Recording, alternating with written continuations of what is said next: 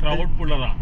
ഇന്ന് ഏറ്റവും കൂടുതൽ ക്രൗഡ് പുള്ളിയാണ് വിജയാണ്. രജനീകാന്ത് പോലും ഇല്ല. വിജയ് അവിടെ തമിഴ്നാട് ജയിക്കുന്നുണ്ടോ? തമിഴ്നാട് ഇപ്പൊ ഇലക്ഷൻ വരുന്നുണ്ട് അടുത്തല്ലോ, 6 മാസം കൂടെ ഉള്ളു. അപ്പൊ വിജയ് ഇനി ജയിക്കുന്നു തോന്നുന്നുണ്ടോ? ഇപ്പൊ ഇത്ര വർഷം ഇതല്ലേ വെറുതെ എതിർ പാർട്ടിയുടെ കളിയാണ്.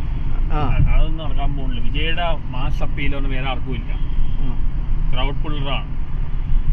പുള്ളിയുടെ പാടം സിനിമ അറിയാമല്ലോ. അല്ല, പാർട്ടി ജയിക്കുന്നു തോന്നുന്നുണ്ടോ? ടിവിക്ക് എതിരെ കളിക്കുന്ന കളിയാണ് ഇത് മുഴുവൻ. അവര് ഓരോ ഇയാളെ ഒതുക്കാനുള്ള വേണ്ടിയാണ്. ഇയാളുടെ മാസ് സപ്പോർട്ടൊന്നും രജനീകാന്തിന് പോലുമില്ല.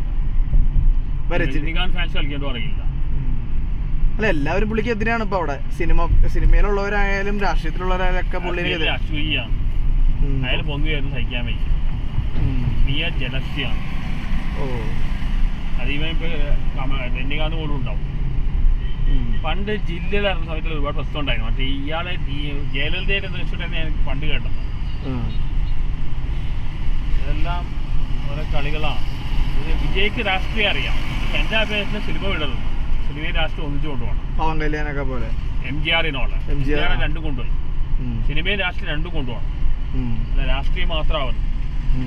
എന്നെ സംബന്ധിച്ചോളം വിജയ് നല്ല മനുഷ്യനിലേക്ക് തോന്നിയിരുന്നു. പിന്നെ ആദ്യകാലത്തിന് പുള്ളി നല്ല നടനായിട്ട് ഞാൻ കണ്ടിട്ടില്ല. പണ്ട് പറഞ്ഞു കേട്ടോ ആദ്യകാലത്ത് പുള്ളി നല്ലത് നടനായി. അതിൽ പിന്നെ സ്റ്റാർട്ടത്തിലേക്ക് പോയതാണ്.